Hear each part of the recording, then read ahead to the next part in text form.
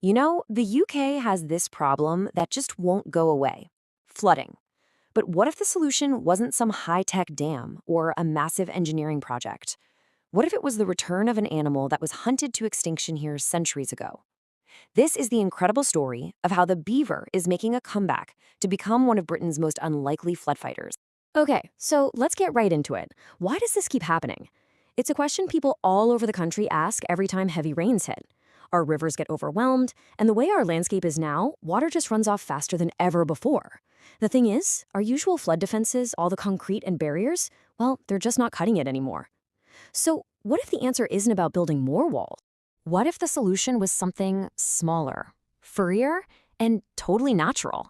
I know, it sounds a little crazy, but a small creature, an animal that has been missing from the British countryside for over 400 years, might just hold the key to solving this huge modern-day problem.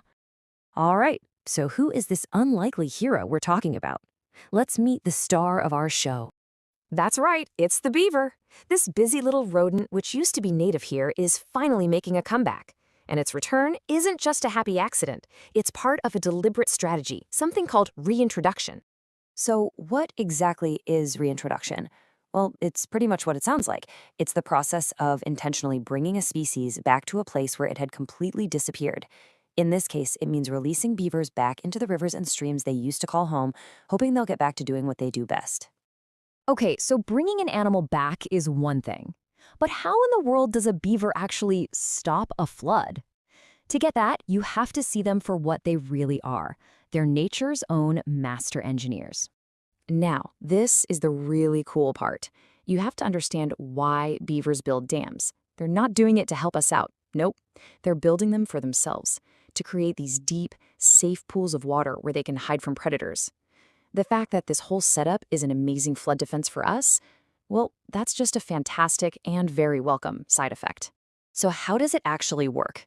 It's a really simple but super effective three-step process.